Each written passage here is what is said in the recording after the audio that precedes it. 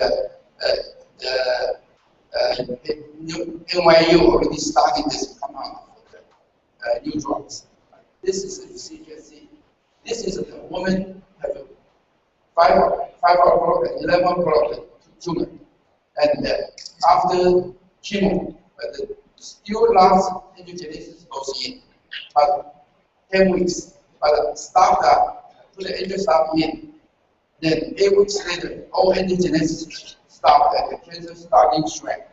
This is public, did by the Florida group. Then you can see the pathology can see all the blood vessels, the round white blood vessel, and when you see the green stain, that's the cell already died, cancer cell already died. This one is showing the blood vessel cell, green stain. This control group, but this was interesting to see all the cancer cells died. Then the EGFR have this kind of drug can do that. PDGFR have this drug can do. EGFR here, FGFR only one. But you see, not many drugs can do several receptors. So you need a multi-receptor inhibitors. So Indosat can do this full. And if you can inhibit the EGFR, you can stop the angiogenesis, proliferation, apoptosis, lymphogenesis, and the metastasis. In PDGFR, can do proliferation and tumor flexor mutation. And EGFR, you do the angiogenesis, apoptosis, and mitogenesis, and cell fertility. And FGFR is do the angiogenesis, proliferation, and mitogenesis, and cell fertility, and metastasis. So you can see, you combine this one, you can kill so much different cancer cells.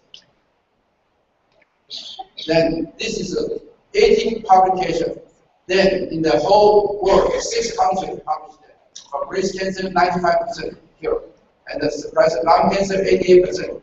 Prostate carcinoma, thyroid cancer, melanoma, and the liver cancer cell, and more. But this is many publications you can read those articles.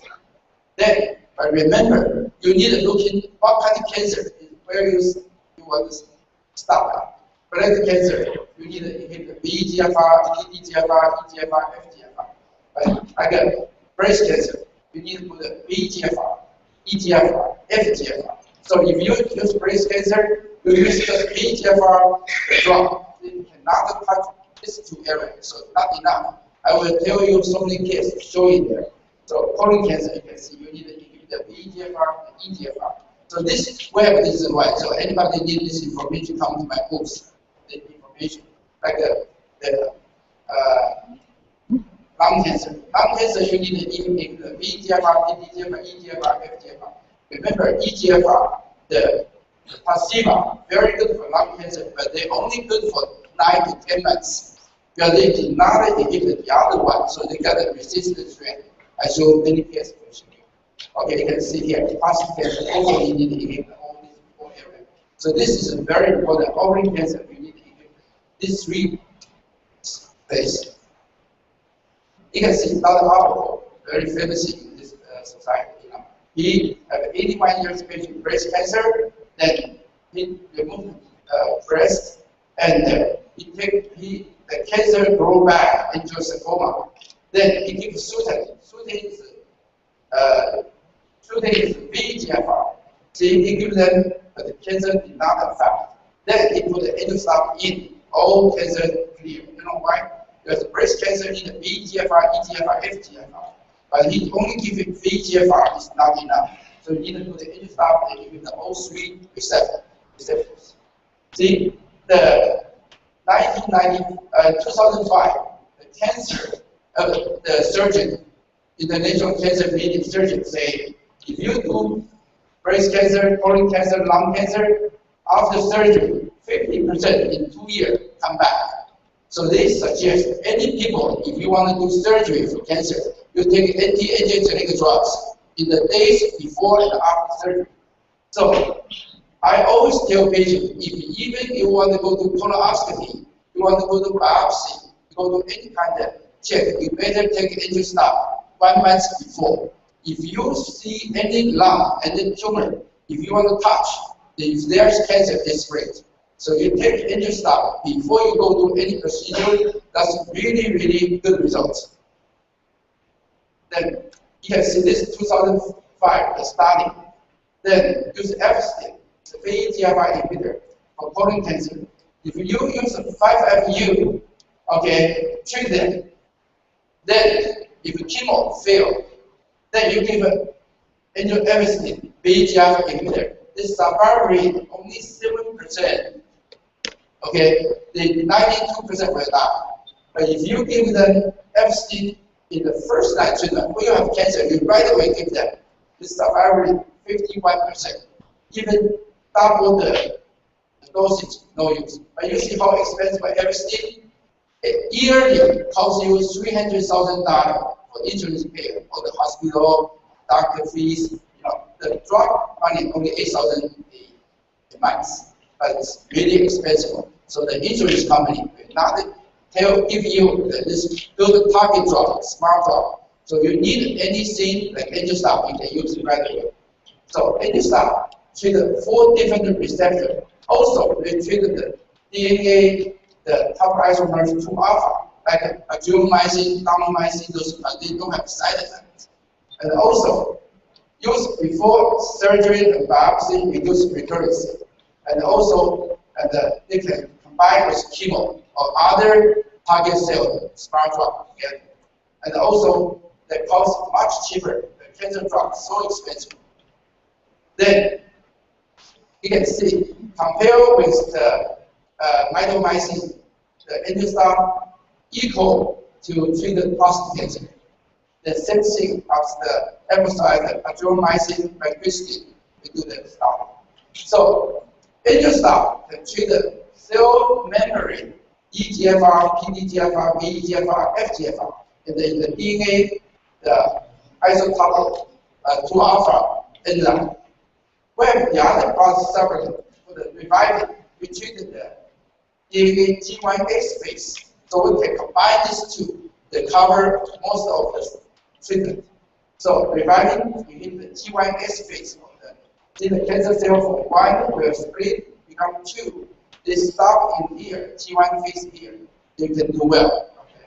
So there's so many cancer cell lines started, and also very beautiful brain tumor, very beautiful glioblastoma started. Then we put in them level brain cancer. The stage 4 brain cancer, glioblastoma. Then like the both powerful process, they use radiation, and they also give the Angelstar and reviving. See, the doctor said the best recovery after 2.5 years of reversion. And then esophageal cancer. This 49 years of David Parker, stage 4. After radiation chemo, doctor tells them only 1 year to live. Given them 1 year, we give them Angelstar reviving and the reaches 4. And now 9 years survived. Now 9 years doing so well. 9 years survived. Okay. Then metastatic pancreatic cancer. See, Dr. Abaco, 2 years ago, asked the patient come to this stage. UC San Francisco, UC area, tell them no cure. When they went to the Dr. Abaco, already, spray to the liver and the lung. They give the Angelstar reviving 9 capsules each one. Remember, 9 capsules each one. 3, 3, 3. Then 40 months, totally clear. Totally clear. Then this is the patient, the senior. And he's 66 years old. Pancreatic cancer, you can see. March last year, 4.8 by 3.9. Even radiation chemo cannot do anymore. So they started Angelstar reviving. You see the results. Okay, doing excellent. The telephone number you can reach them. Okay, leukemia. After Cancer Center in Florida, chronic lymphocytic leukemia, CLL. 6 months with the Angelstar and asparagus. Asparagus is very good for the leukemia. See, white blood cell from 144 down to 65 ng. And the asparagus is from asparagus. It's US people talking to this leukemia and the lymphoma, Hodgkin lymphoma. So remember, the asparagus we purify them 100 kilo to 1 kilo, and then last asparagus It's really good for the lymphoma and leukemia. Okay, blood disease, high platelet, Dr. Conrad from Mississippi. The white blood cell, high IgG platelet, 1200, then it should be under 400. And the hematologist use 5 ml for 20 times, no use. They give them to endoscopic reviving ratio and aspirate. It's 3 months, see how much dropped to normal. Then, multiple myeloma, Moffitt Cancer Center, one woman, multiple myeloma, 6 months with endoscopic reviving ratio. He in the hospital waiting for donor, the bone marrow transplant. He cannot get, he used this one. Then find out his bone marrow doing well. Then he take their own bone marrow and clean and put back. And it's the best one recovery. Then lung cancer. Lung cancer usually EGFR inhibitor. You can see usually EGFR inhibitor 60% no smoker, 40% smoker doing good. But the CIVA is the one for that. But only good for 9 months, because after 9 months they get a resistance. Because the lung cancer, you need to inhibit all VEGF, PDGF, FGFR, and EGFR. If you only inhibit the EGFR, only for 9-10 months works. Okay, see here. Estrogen, okay, aromatase also plays the lung cancer. Remember, women, smoker, or around the smoker chest, they have high chest lung cancer. Women have 3 times the men get lung cancer if around smoker. You know why? It's too much estrogen. So you need to treat lung cancer. You need to also use myomine, reduce estrogen. So see here, lung cancer. This man, 58 years old, stage 1, small cell lung cancer. After surgery, chemo, then becomes stage 4. That's I say. If you don't do endogenic inhibitor, you just surgery, they come back to spread. The doctor gives them 6 months to live. Then the patient shows the doctor told me, I told them, use this program, right? The most important angel stuff. And he said, I have a 5 years boy, I cannot die. I say, you need angel stuff, 9 years old, 9 capsules, don't stop. Then he said, I want 12. He used 12 days, this one. 2 years later, totally cancer clear. Is the tumor returned to the main artery, cannot operate, okay. See this woman, lung cancer, returned. Lung cancer come back, 2012. Then doctor given endoscopic reviving myomine in the OSPAR for the lung function. Then you see the lung cancer, how much go down. Okay, and doing so well. And this woman is very easy. Both sister and the brother, same time, die in the lung cancer, same time, and with the chemo radiation all go to the brain. Then he refused. He used our procedure, you can see doing so well. Then lung cancer, this one is also stage 4 lung cancer, doing so well. See, everybody can reach them. Okay. For estrogen-related cancer, remember, for breast cancer, prostate cancer, ovarian cancer, uterine cancer, endometrial cancer, cervical cancer, testicular cancer, you have to use myomine. Myomine is aromatase reducer. This is very, very important. Together with endoscopic guidance results. Estrogen dominant condition in male, female, for fibrosis breast, ovarian cyst, endometriosis, uterine fibroids, prostate, BPH, testicle, liver, kidney, thyroid cyst. Anybody have this kind of condition, this is the estrogen dominant. So estrogen dominant always insulin resistant. So diabetes or hypoglycemia people, estrogen dominant. So those people, you can use myomine or belly fat. If you have belly fat, cannot reduce, use myomine. It's a good result. This product, myomine, in all the medical conference, all the doctors talking this product. So 4 kinds of breast cancer. Estrogen receptor positive, ER positive. Progesterone receptor positive, ER positive. And the HER2 positive. And triple negative, O negative, or sometimes combination. So this kind of breast cancer, you see here, myomine is the from 3 herb purified. It can reduce estradiol, E2, estrol, E1. It will increase your testosterone. And the complete estradiol and estrogen receptors Jonathan Wright endorsed this product. Okay. So Naomi can block from testosterone go to estradiol E2, from androstenedione go to E1. Everybody remember, progesterone go to progesterone, go to DHEA, go to testosterone, go to estradiol. Estrogen have three kinds: have E1, estradiol, S2, E2 estradiol, S12, E3. Those three is estrogen, but this E1, E2 is bad one. If you have a high E1, high E2, that go to fibroid, cyst, or go into cancer. So Naomi can block this E1, E2. That's the very important. FDA come out 3 drugs, the Femara, Aromatase, Aromatase. They block all 3. So you got no estrogen left. So that's we cannot. So they, if you many people took the PHRT, bioidentical hormone, the bioidentical hormone, this one, they all convert to estradiol. So that's dangerous. You use PHRT, you need to use Naomi together, you will safe. Okay, remember this one.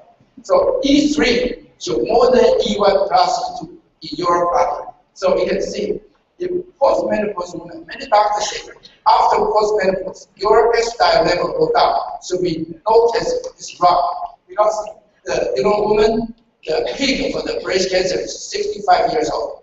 Even go to 80 years old, 1 out of 5 get the breast cancer.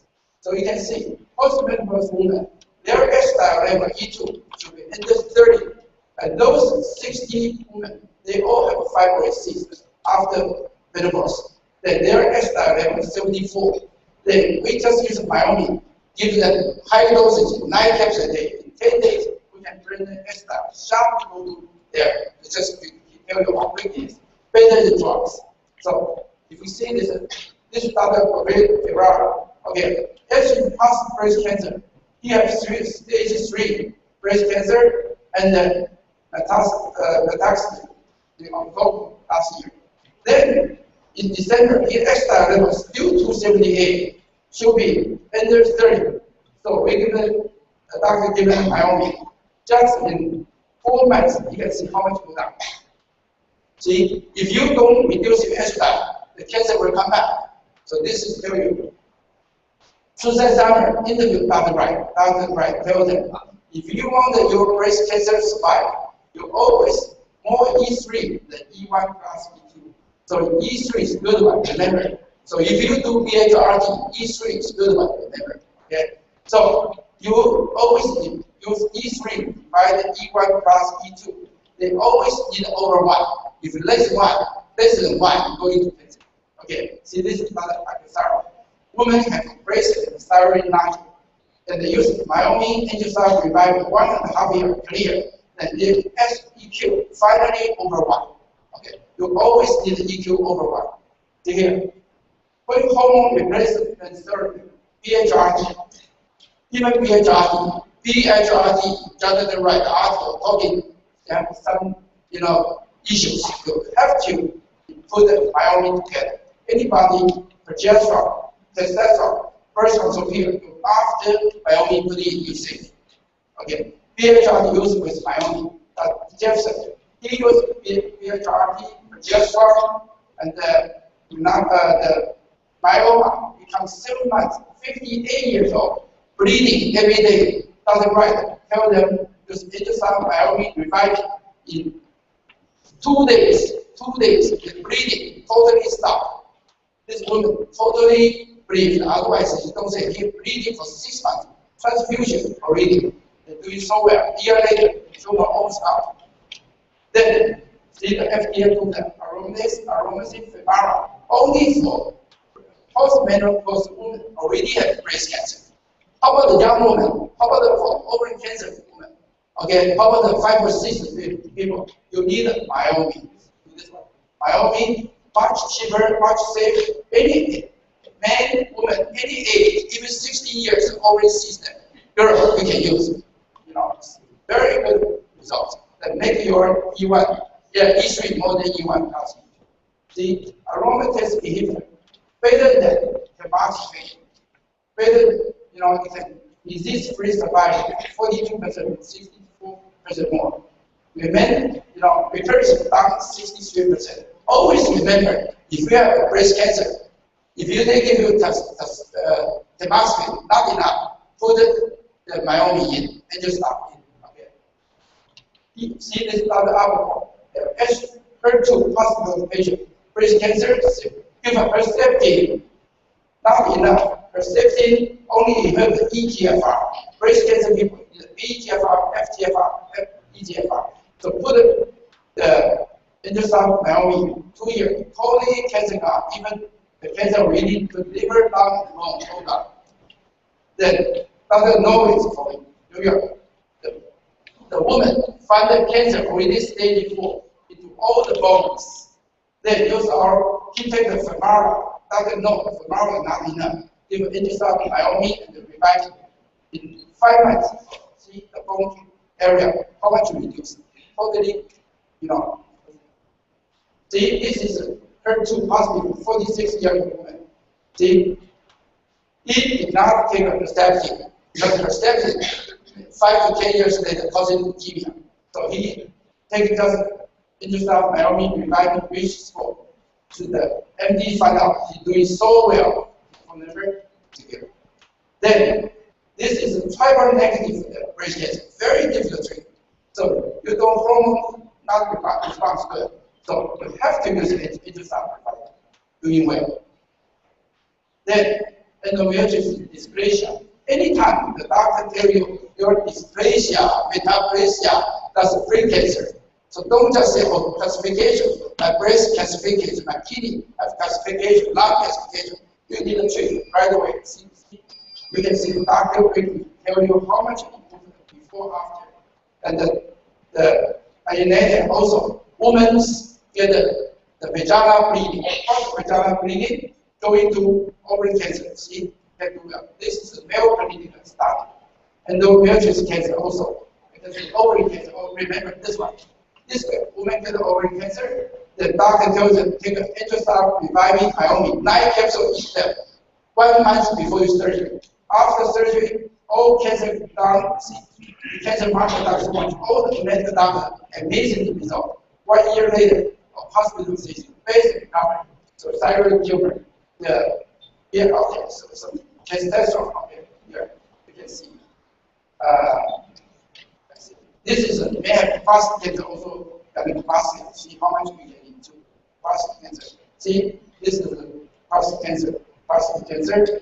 See, and this is doctor's report. Because Myomi and the prostate, your PSA go down, PSA go down. But if you don't use, come back. This doctor, this patient, you use after, so not more use. This one.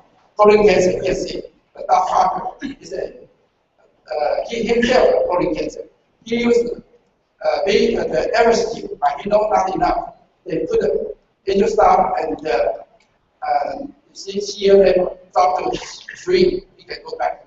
So many colon cancer, the toxic colon cancer. Okay, see here this one, the last one I tell you. This is 64 years back. He don't have insurance, so he had bleeding. Then he take it. I tell him the Intelsat revival. But after 65, he got the insurance. Then he went to check. Then they found a lung cancer first. So he not put it here, the lung cancer. The doctor said, your lung cancer is 2 centimeters. Never, another metastasis. Amazing. So give them, the doctor did not do anything. Just take half the lung away. Then 6 months later, you colon. Then find the colon cancer, take 2 sections out. So far, you can see CA go up, down, your right. He takes 6 to 8 capsules that time, but he dropped to 4 capsules. I told him Intelsat you need 9 capsules. So they go to 9. Then after go back to 8 capsules, CA go down again. So this is no chemo, no radiation. The doctor said, you're okay, just use this. So we have many patients, even melanoma, we do pancreatic cancer. Okay. So we don't have time now. So, thank you. Dr. T, thank you so much.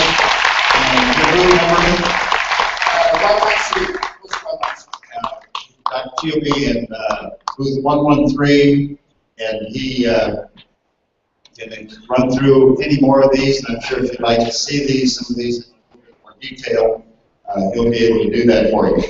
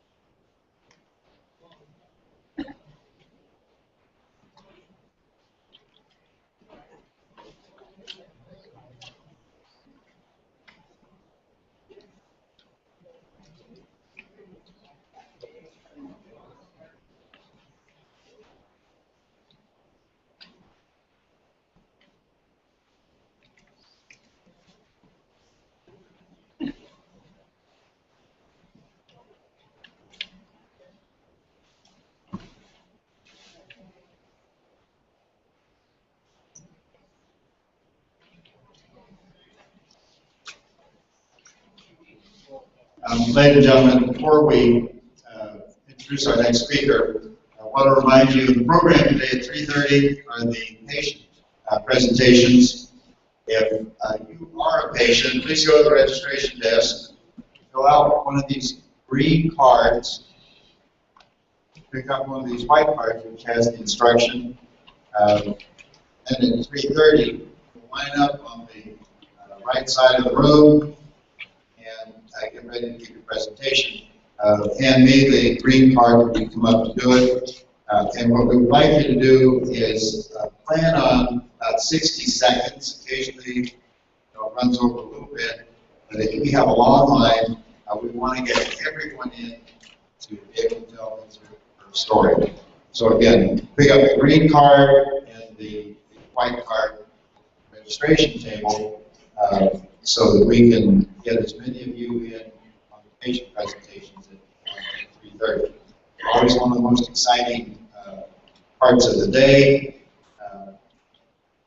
because these are cancer patients that we're talking about. One of the significant things I think that Dr. Chi showed was several of his patients where they were being treated not just 3 months, 4 months, 6 months. In some cases, it took 2 years for the cancer to disappear completely. Patients were alive and living a normal life, And as we mentioned, I think yesterday, you can die cancer-free in 2-3 months. You're dead, and it's a miserable death. So you can live a long time with cancer that's getting less quickly without cancer by just using conventional means. And Harold, notice we're just about ready to start. Ladies and gentlemen, we're very happy to have you here this morning. 42nd Annual Cancer Control Society Convention, Labor Day weekend 2014, involving Sheraton Universal Hotel in Universal City. Our next presenter, Dr. James Forsythe, is someone you may have heard because of his association with Suzanne Summers, the help he's given her. He is board certified in oncology. I know there's 1 or 2 other. And homeopathy, again, very, very important, particularly in the state of Nevada, dual board, and homeopathy is recognized in Nevada.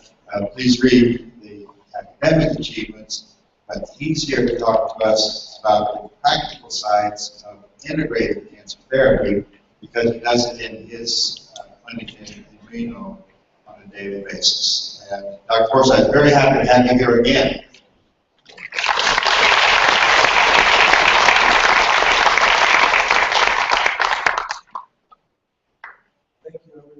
And thank you, Frank and Lorraine, and Rachel, for putting on a wonderful meeting. We always learn something at these alternative meetings when my wife and I attend conventional medicine meetings. After 4 or 5 days, we sit and look at each other and say, did we learn anything here? So usually the answer is no.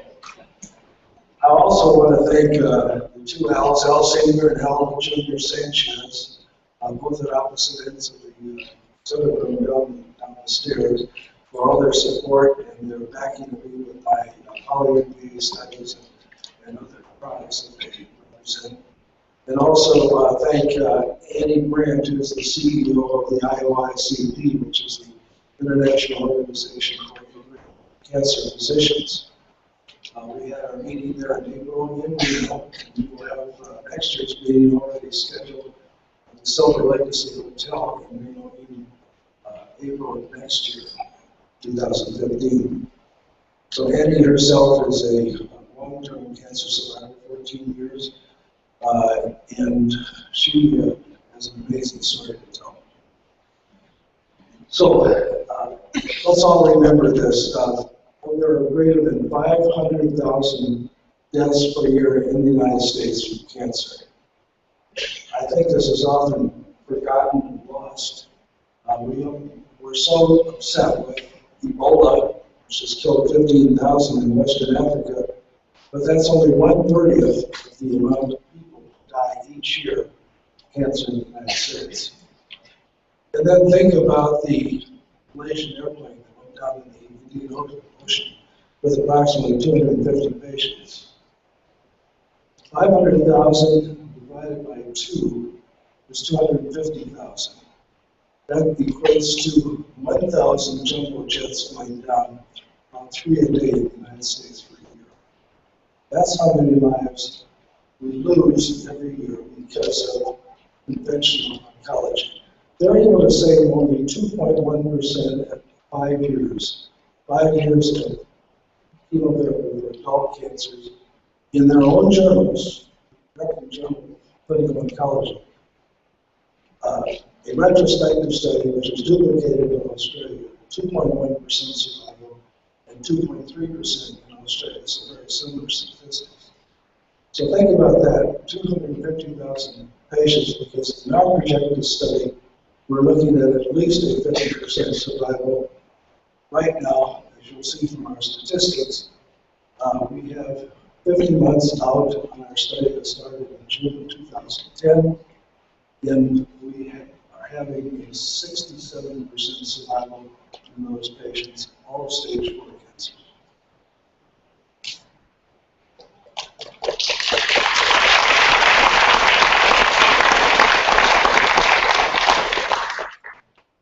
So I've done many studies over the years. I had to jump the fence, and after my education goes back to UC Berkeley, then UC San Francisco, and then into the Army. I was in the Army for 26 years. I retired as a full colonel and met my beautiful wife in the military, and we were in Reserve and Guard together.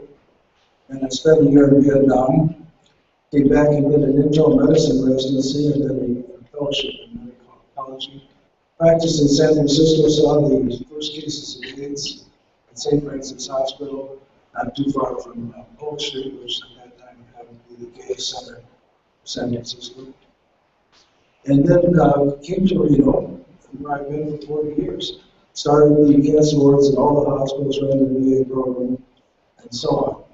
And then into my 20th year or thereabouts, I realized that, even though I was doing everything per protocol, per cookbook, getting the Betty Crocker book off the shelf, and doing everything just as carefully as I could, our long-term statistics were horrible. And I began reading that everyone else was having the same statistics. In other words, a low percent, less than 5% survival rates. I knew that in order to push the envelope, I'd have to broaden my educational base and be under another board in order to do what I couldn't do under a medical board. So I became a homeopath after studying British Institute of Homeopathy. Since that time, I've done outcome-based studies on Paw for Nature's Sunshine, for poly-MBA. Poly-MBA study was 225 patients. I came to these meetings before I did it and saw patients wandering around the halls as you are today, telling me the miracles of poly-MBA, and I said, I went to Al Sanchez Sr. I said, we've got to do a study on this. The only way our conventional colleagues are going to ever believe what we do has any value is to do a outcome-based study. So we'll talk about what outcome-based studies are and how they work. But my study was actually subpoenaed by the FDA. They audited it for accuracy because they didn't believe my results, and they found nothing wrong with it. So it was the only study that we know of in the United States that was ever audited by the FDA doing just alternative therapies.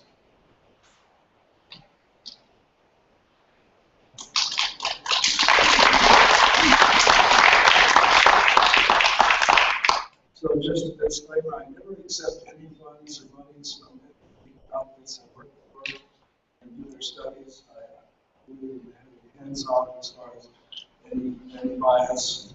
So this is just a disclaimer of that. This is our philosophy, really, that stage 4 adult cancers of any origin, improvement in quality of life issues is directly proportional to improvement in overall response rate. Even stable disease can be tolerated and metamorphosed into a chronic condition. So there is hope for stage 4. Don't ever give up that hope.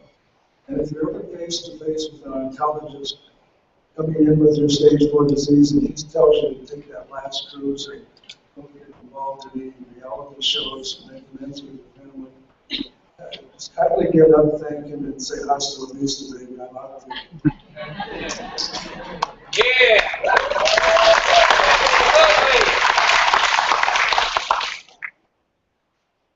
So the study revolves around using genomic testing. Genomic testing is the future of cancer therapy.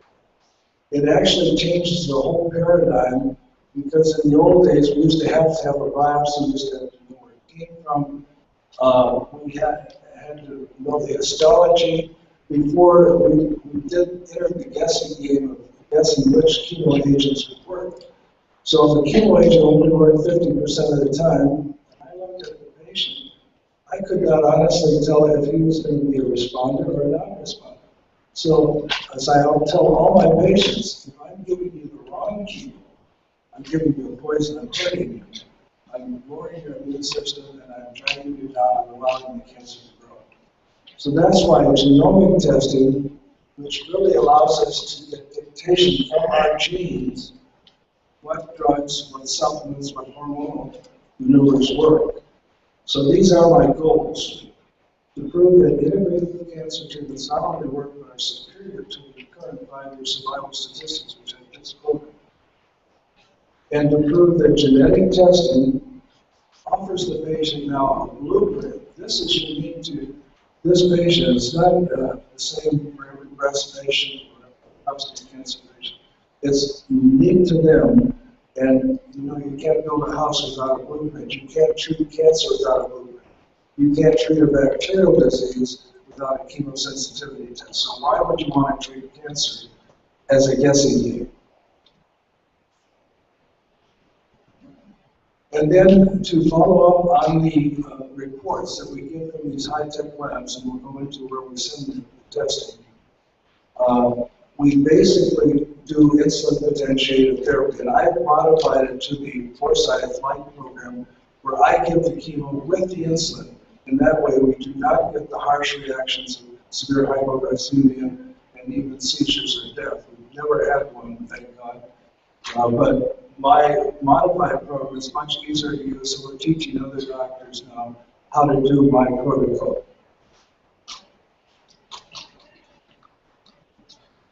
So we're going to go over the statistics of 650 patients at 15 months duration. That's a little over 4 years, starting in June of 2010 to at the end of August here in 2014. And also, just to follow up on the LIGHT program, the old way of doing IGT was to wait for the therapeutic moment when the blood sugar was very low and then squirted the chemo through the IV. It took a lot of nursing care, it took a lot of observation. Oftentimes they were overshot and the blood sugar went down into the 20s or 30s. We never let the blood sugar go below 40.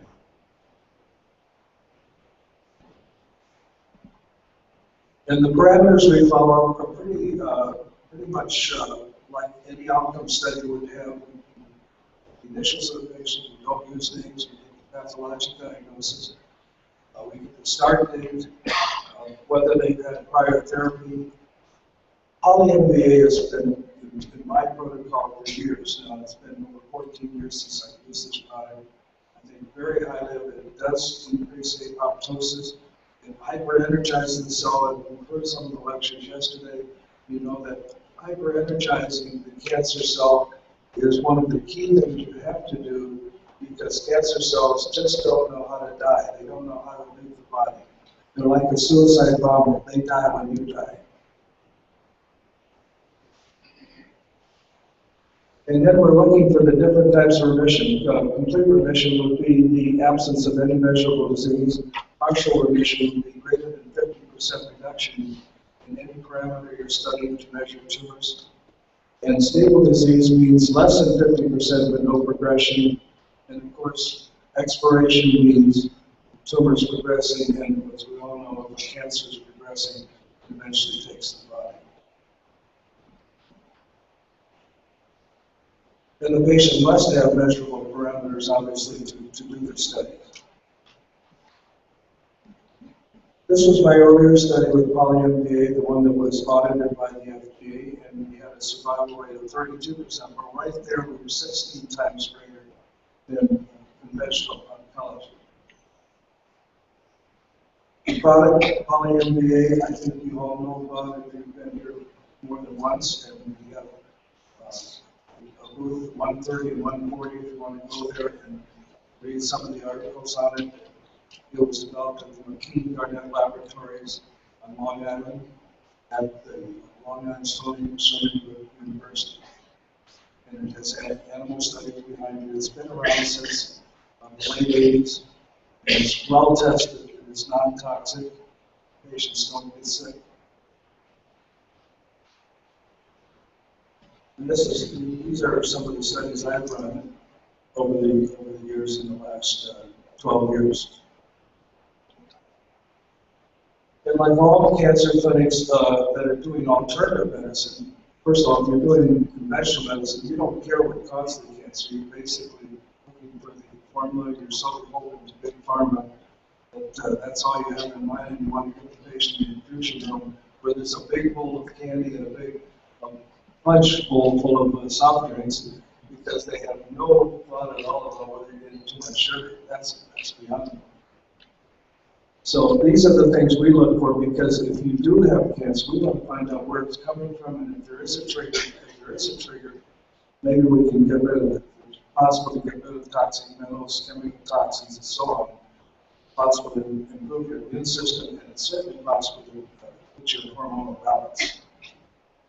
And then the viral, remember, many cancers have viral etiologies. The HPV, human papillomavirus, not only causes cervical cancer, but it's also a big cause of head and neck cancers of all types. HIV, as you know, is associated with many cancers, brain lymphomas, head and neck cancers, Hodgkin's disease, not Hodgkin's lymphoma, Kaposi sarcoma, and anal cancers. And then Epstein-Barr virus, of course, associated with nasopharyngeal cancers. And then hepatitis B and C, probably worldwide, one of the biggest threats for cancer. And one of the most difficult cancers are the pancreatic cancer to treat. So all of these 4 bullet points you see here are things that integrative oncologists or alternative oncologists will look at and use and utilize because they understand the physiology and biochemistry of cancer. Whereas a conventional oncology can't even figure out that when we're giving a PET scan and we're delivering a radiotagged sugar molecule and it goes and lights up cancer wherever it is in the body, that sugars are important to cancer. I mean, you guys get it right away. I mean, it's not that hard, but they totally ignore this fact. Acidity, acid-base balancing, extremely important. We use the grain powders, which have wheatgrass, rye, barley, and algae. We use the alkaline water. You can use Alka-Seltzer Gold, or you can use bicarbonate water. There's cheaper ways to do it, but keeping your body alkaline is very important because cancer prefers acidity. Just remember that. Cancer loves your body to be acid. And the reason is when the cancer is at work on your body, it's destroying tissue, producing lactic acid, so your body's going to be acid when you have active cancer. And what they described yesterday in many of the lectures with the low voltage, cancer produces only 2%, 2 ATP molecules per every 38 that a normal cell produces. So it's 19 times less powerful. And that's why it can't go into apoptosis. Cancer cells do not die. They do this, they hang around, and finally they overwhelm the body. So these are examples, and I won't trouble you with this. This is what an oncologist goes through because cancer cells do mutate. They do develop resistance. That is the rule rather than the exception. So an oncologist goes from one guessing game to the next, maybe 4 or 5 times. So they oftentimes use a lot of drugs that are poisonous to the patient because they don't really know, and they get desperate at the end. So these are very typical things for various cancers. And this is what we do, like all oncologists do, all the usual scanning. But one thing that I'm very, very passionate about is avoiding high radiologic procedures that cause severe toxicity to the immune system. Remember, your B cells, T cells, natural killer cells are all very, very radiosensitive. It doesn't take much to knock out a lymphoma in the spleen, less than 100 grads sometimes. Yet when you're getting a PET CT, it's 600 times the dose of a standard chest X-ray. So think about that. Think of yourself standing against the wall, against the radiation, the X-ray box, and saying, am I getting too much radiation here? You are. And these are our tumor markers. We like the non-invasive ways to follow cancer, and these, not every cancer has tumor markers. Brain cancers don't, sarcomas don't, and neck cancers don't, uterine cancers don't, as well. And now we have a new way of following, which is called circulating tumor cell numbers, or quantitative tumor cell counting. And if you have less than 5 circulating tumor cells, it's considered pretty normal, actually, because we're all forming cancers all the time. So if you're doing sequential circulating tumor cell counts on patients, which is now offered and paid for by insurance for breast, prostate, and colorectal cancer, but in our laboratories, they do it on every cancer. This is from the literature showing what happens if you're chemo-resistant. This means the oncologist has gone through all the available chemo agents that he can. He has no more ammunition in his armamentarium, and this is the average lifespan of patients who have nothing left and don't even seek alternative therapies. And this is our Foresight Immune Protocol. You recognize it as being very similar to the Myers cocktail with the addition of PFSO. Also, are adding selenium now, so the slide is missing one, but selenium should be on there as well. And our adverse profile is excellent because when you're doing IPT at 10 to 15% dosing, our patients don't get sick. They don't lose hair, they don't have nausea, vomiting, skin rashes, they don't have organ damage, they don't have neuropathies or hemobrain. So they're happy patients, and they're much more motivated to do well. Now, the genomic testing is done on whole blood. When we take it from a patient, it's good for about 96 hours. We've used all three major genetic labs in the world: Korea, Beijing Lab, Germany, the Biofocus Lab, and Greece, the Research Genetic Cancer Center Lab. We felt and we feel strongly that the Greek laboratory in Florida, Greece, is the best. There's no comparison with it in my mind, and the reporting is excellent. They also do quantitative cell numbers. We get a report within 7 to 10 days. They email us the report, and we make the protocol immediately. Then we email the report to the patient if they're not already in our clinic. And this allows us to get after it right away. So we picked, out of 20 drugs that may come up on the Greek test as being active, we picked the 2 that are over 80%. We never get 100%, and that's rarely even over 90%. If we get drugs at over 80%, Reno's a gambling town. We like those odds. So we also get about 16 to 20 supplements, and these are vitamins, minerals, amino acids, and so on, herbal products.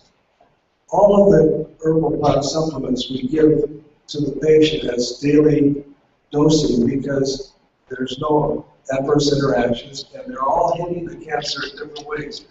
I'm a retired colonel, as you know, so I like the idea of hitting the target, hitting Osama's villa with many different weapons, because we're killing the enemy, and think of the enemy as a terrorist, and the drugs as basically the good guys.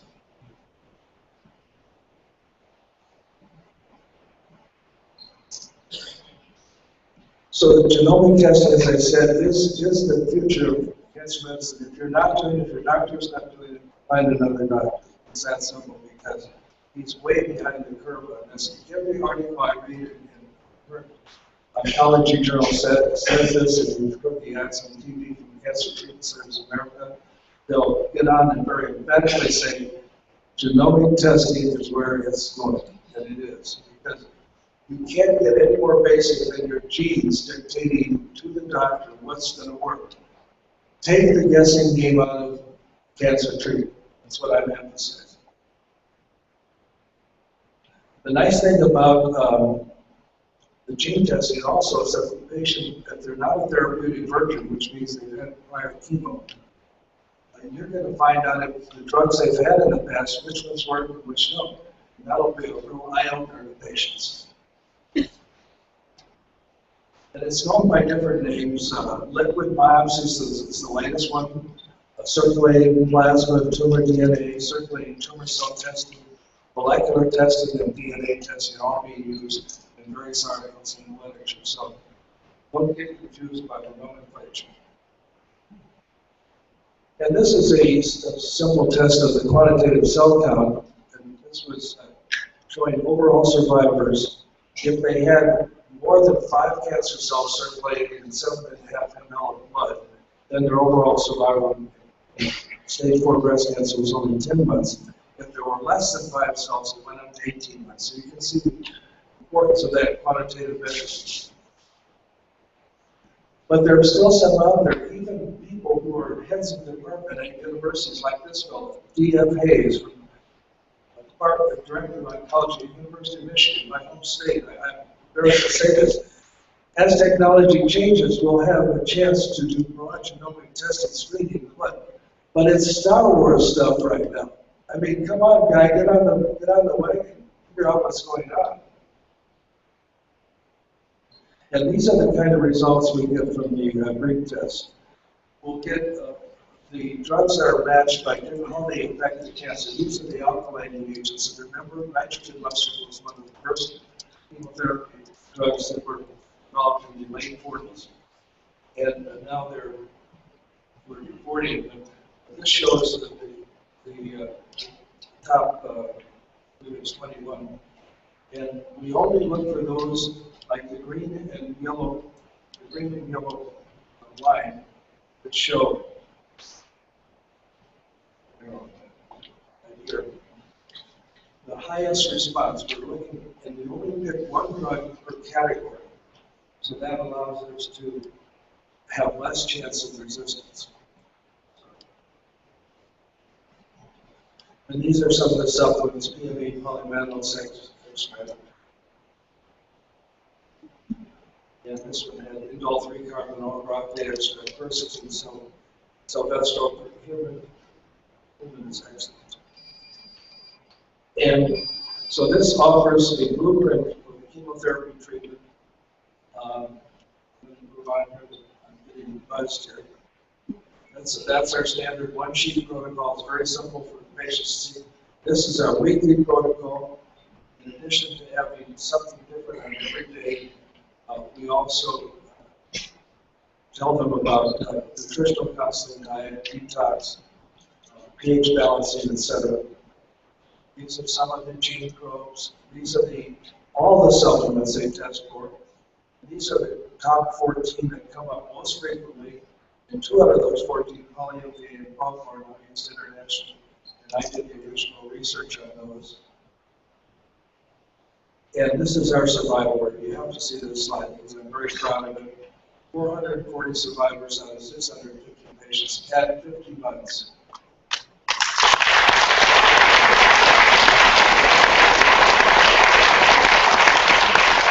This one I'm proud of also. I have to show you this one. The top line is NCI, where Roland Taxman was National Cancer Institute. They had only 43% survivors 2 years out stage 4 breast cancer. Cancer treatment centers had over 62, and ours were 85%.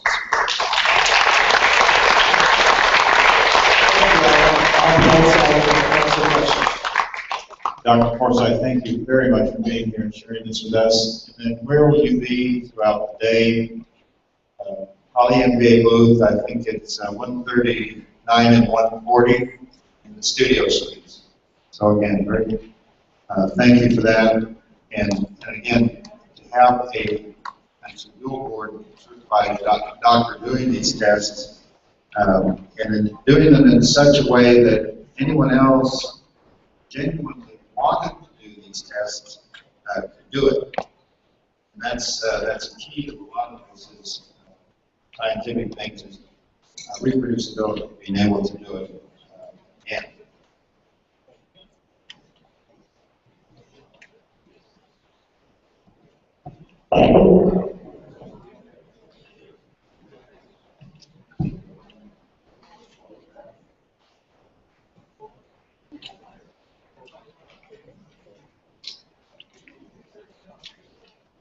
Again, want to remind you the patient presentations at 3:30 today.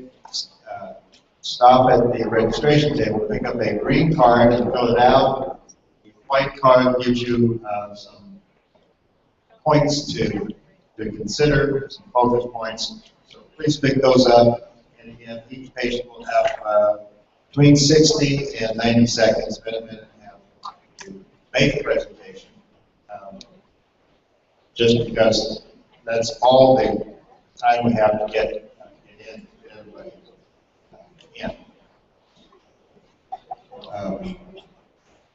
I do want to mention there was one of our benefactors handed the Cancer Control Society a check today for $1,000. We really want to thank him. And again, if you give $1,000, one of the things that you can ask for is a complete set of DVDs from the conference. And then on the letter, we'll be passing out later. There are other premium as well. But Larry, thank you very much for the donation. And we'll be talking a little bit later. And I can't encourage you enough, those of you that either want to donate that money to the Cancer Control Society, we'll go back. $400, you get a complete set of DVDs. $70, you get a complete set of CDs. Much more efficient, cost-effective to buy the whole thing. Very quickly, some of these are so important, if I can get a certain number, you might as well just buy the whole set.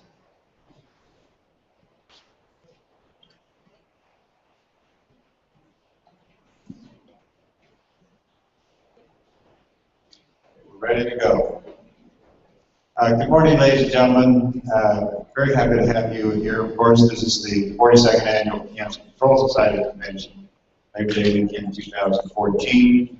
And throughout the weekend, you learned about problems. Of course, some of you already know that there are problems, health-wise and otherwise. And the very important element of that is the political solution. And our next guest, Frank Koenig, every year comes in and tells us the progress that he's made on getting the legislation changed in California. And the reason that California is so important because as California goes, particularly on important issues like that, the rest of the country tends to go. So Frank, thank you very much for being here.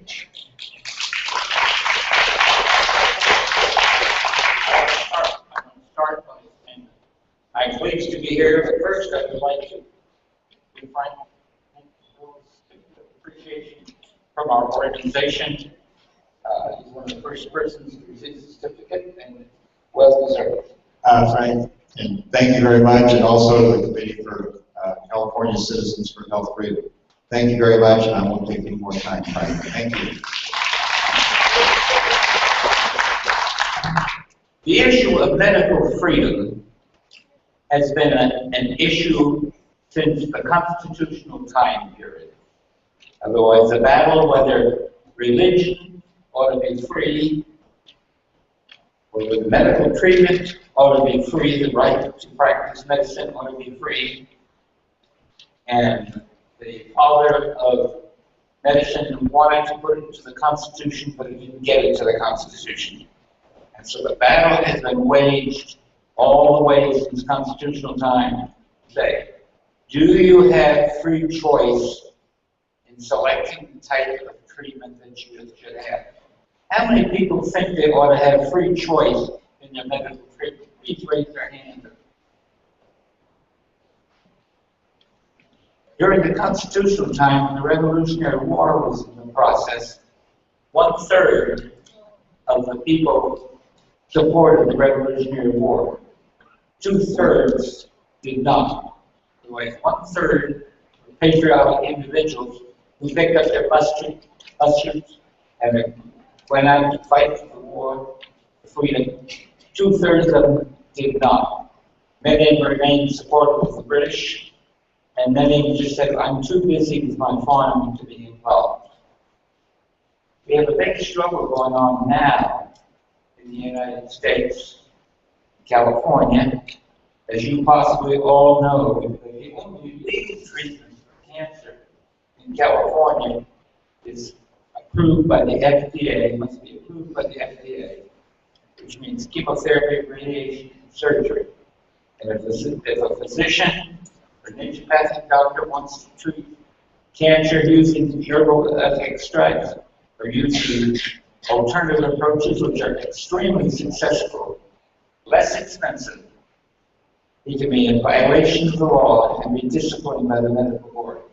We've had a number of physicians have to leave California, go to Arizona, go to Nevada, go to Mexico to practice because California laws do not permit it. We have the most restrictive laws in the nation as far as medical freedom is concerned.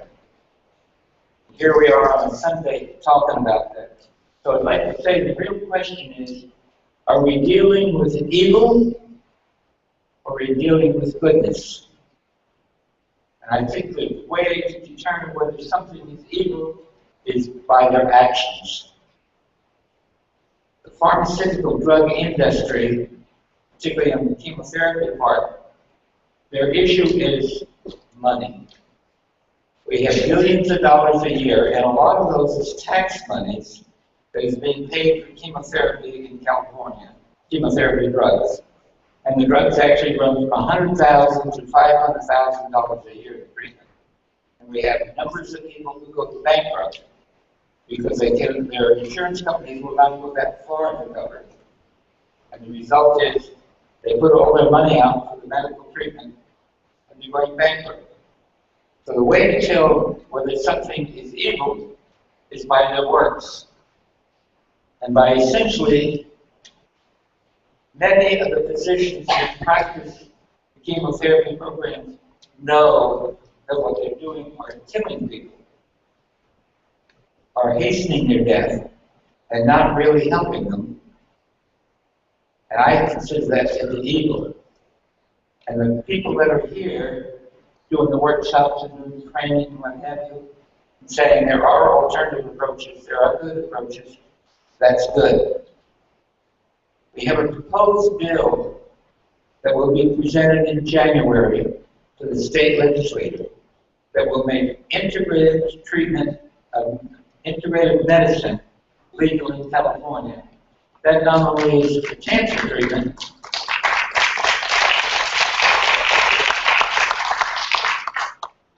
it also is for Lyme disease, autism, otherwise any chronic disease in California will be able to be treated by integrated medicine rather than having to do the drug approach.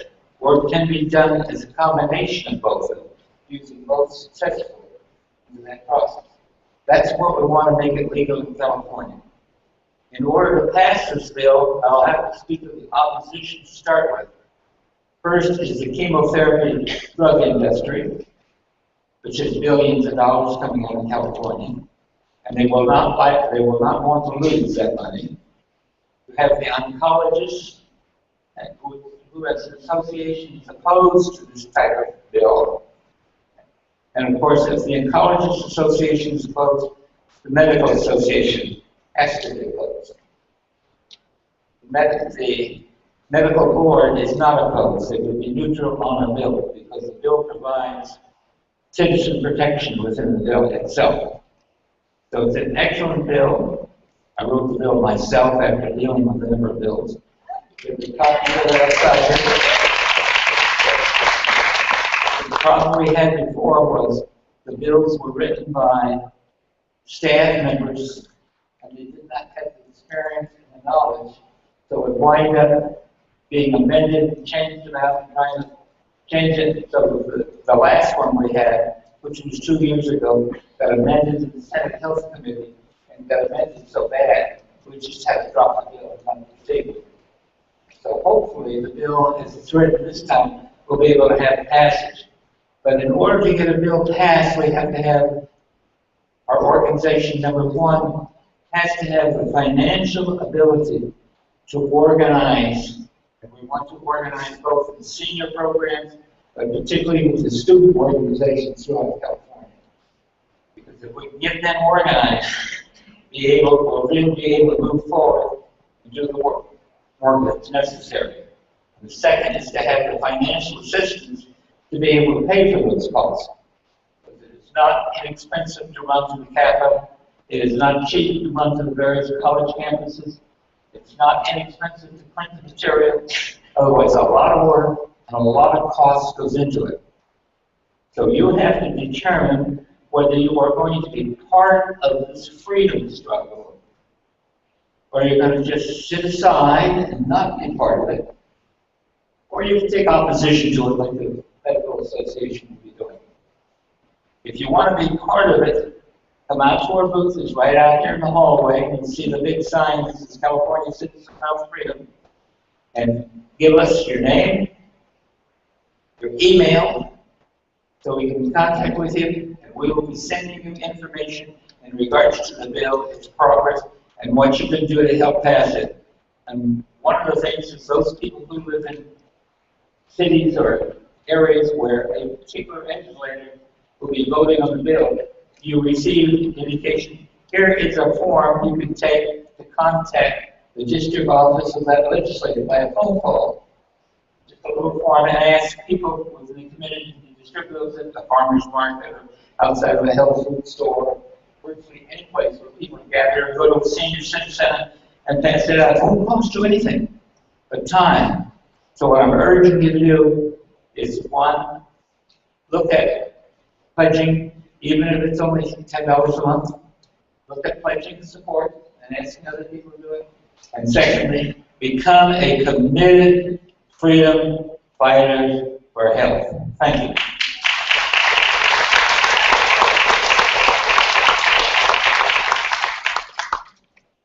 You'll have a paper on the chair that describes what the situation is that we're battling. I don't think the light, I can't see what you got, but it's pretty colorful and gives the information about why we're doing it. And then if you want to see the bill itself, the proposed bill, come over to the booth and talk to me. And if you want to be involved, welcome. We really welcome your support. Thank you. Frank, thank you very much. Appreciate it. And what I'd like to say about Frank is that the work that he's done in Sacramento is tremendous. And it takes a lot of hard work, and you don't do it in 1 or 2 meetings with a legislator or staff. It's continual, but it's an outstanding preparation. It's knowing your points, it's knowing the people that are there. And anyone in California that's done a better job than you. Well, I might just say that the job I do with the Capitol is education. Is to educate the staff members who can help educate their legislators, and at times I can deal with it, and I also do testimony at hearings. Very good, Frank. Thank you. And we move California Citizens for Health Freedom is right outside the ballroom.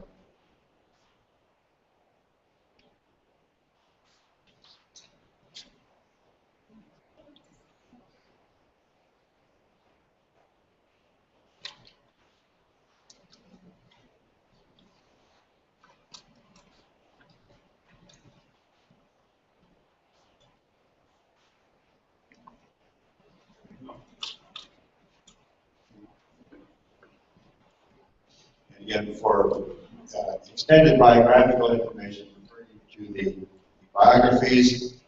Again, for the tours of the cancer clinics, please pick up that yellow form, register with the nice ladies out there. Wednesday, September 3, and then again on Saturday, September 13. And we will visit 5 of the clinics down there on each day. And again, nurse, or dentist, and pick up continuing education as well. And let some of your professional colleagues know that it's a very fun, pleasant, comfortable way to pick up continuing education. And Harold, we're just about ready to start. Get everybody wired.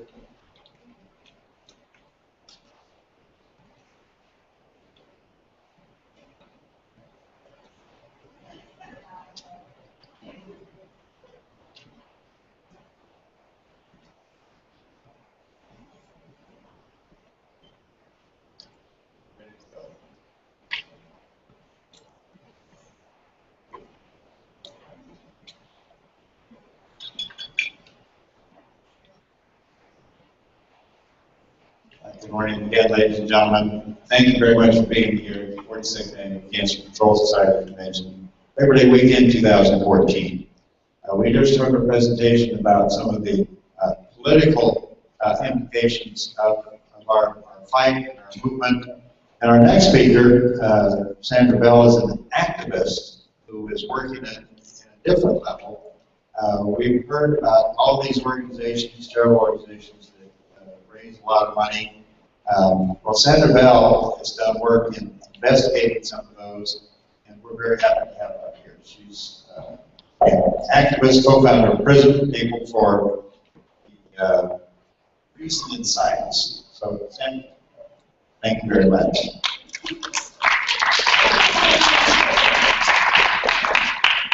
Good morning. That's not radiantly healthy.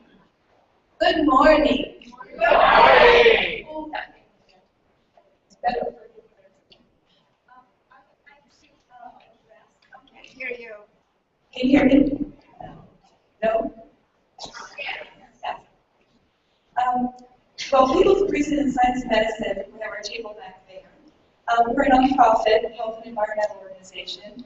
We work on very many interconnected issues, from hydraulic fracking to GMOs to all kinds of health and environmental poisons that are helping to ruin the planet and the people on it. How many of you are sick and tired of seeing the pink ribbons everywhere in September and October? Anybody? Well, those of you who are here who recognize it for what it is, it's a huge money maker for AstraZeneca and pharmaceutical companies, and for Nancy Brinker and all of the CEOs of these companies. The Komen walks and races for the cure are a way to bring in millions and millions of dollars. Just that one organization, the Komen Foundation, is worth over $400 million already. And since 1982, they have been working together, AstraZeneca and Nancy Brinker, to build this organization into these huge races and walks and fundraisers. And they put their name on anything, whether it be a toxic perfume with aldehydes and chemicals that are cancer-causing, to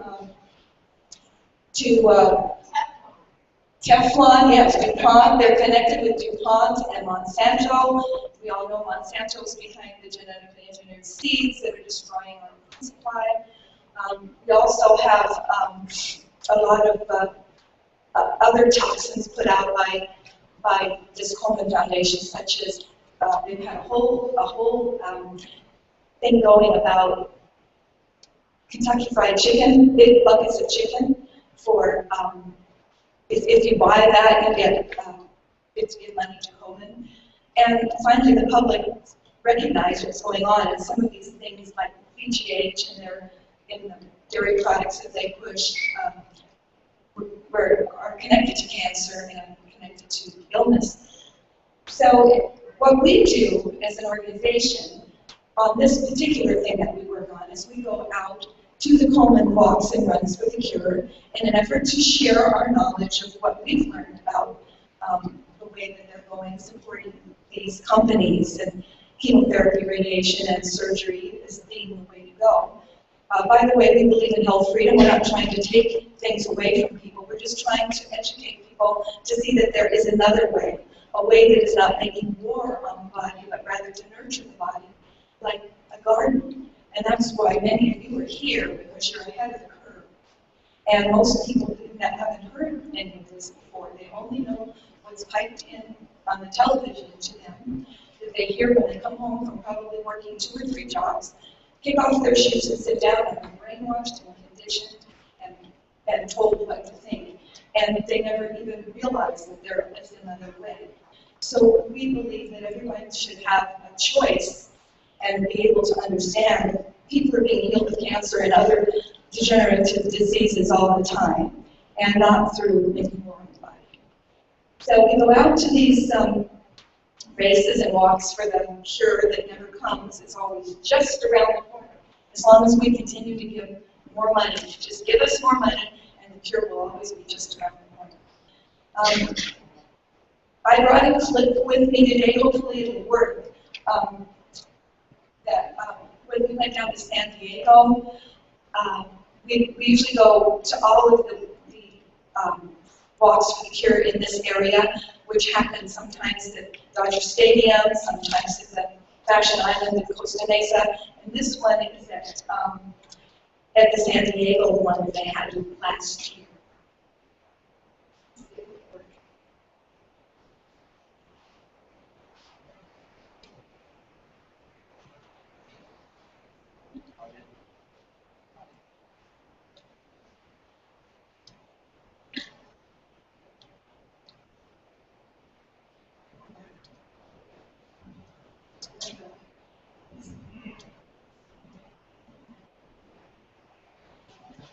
There it is. Can you hear?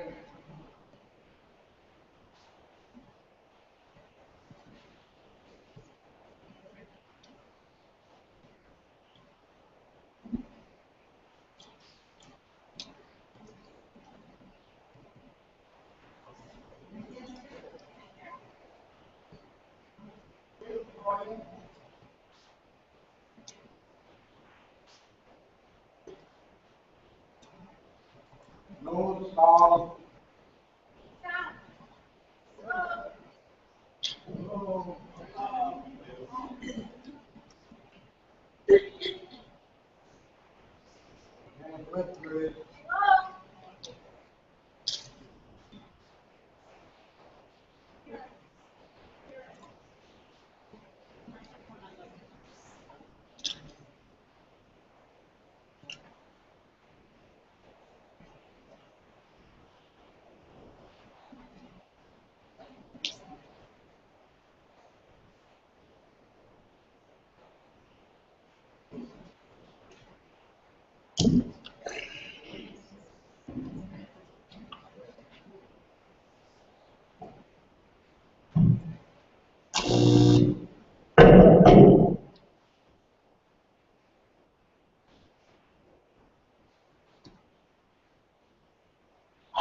Hello, Prism is here today in San Diego at the Coleman, the Susan G. Coleman Race for the Cure That Never Comes. We're leafleting, we're holding our sign.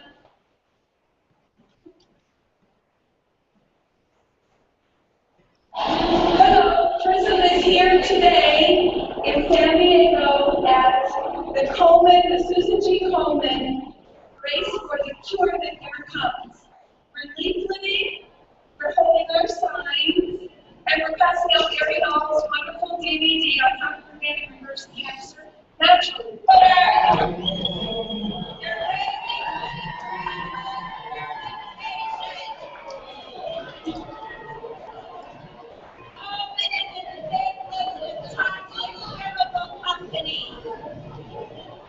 You're raising money for the people who are killing you.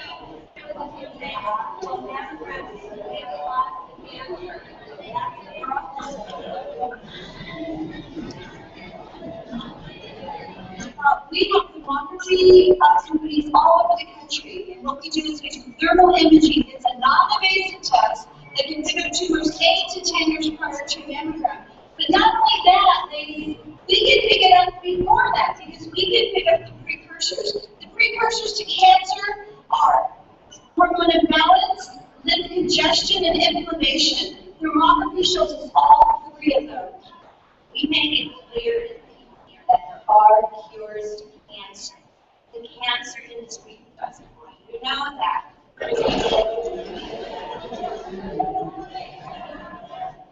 We make it clear that what medical research is, what cancer research is, 9 times out of 10 is vivisection, animal experimentation. Animal experimentation is fraud. You cannot extrapolate from one species to another. Bowman, the Cancer Society, they're very cynical. They assume that people are stupid, and then unfortunately, they're right. And I think it's really important to be out here speaking up about what this scam. People are donating money and out here running, raising money for CCG government. There are a lot of good people and organizations out there that really do care about people's health. And Linda talked about programs, and there's all kinds of things that if the money could be going into that, we wouldn't have so much suffering. A lot of people, when we started like you're listening to me, they don't listen. They just But here, which if you have cancer and you take sugar, I mean, my God, the cancer. Thank you. Anyway, we wanted to give you an idea of what some of the things we do. We reach a lot of people that are just there because they like to walk and wear pink and be part of a big pink party. And they don't realize that they're raising money for huge organizations and for rich people to get richer and richer and richer off of our backs and our health.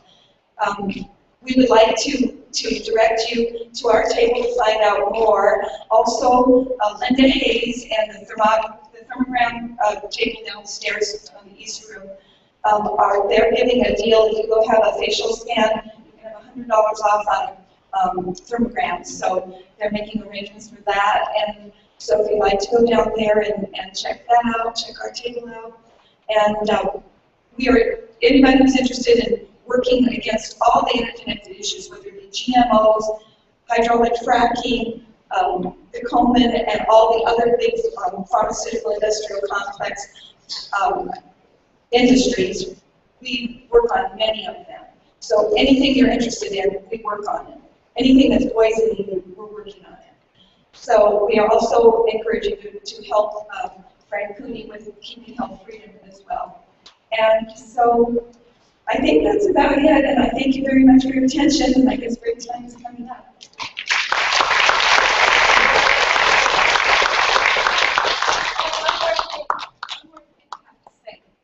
One of the things that we work on is making the public understand that animal experimentation and vivisection is not any answer to anybody's health. That is an idea whose time has never been correct, and it's gone, and a new paradigm is shifting into understanding what real health is. That animal studies are not extrapolable to human beings, and even if you see doctors here that are using, they feel they have to use it. It's so ingrained in people's minds that you have to check with a mouse model or a dog model, which are not humans. They are different from us physiologically in every other way, and they do not yield any benefits to humans. Because aspirin kills cats, penicillin kills guinea pigs, and penicillin is even acting different in between different people in our population of humans.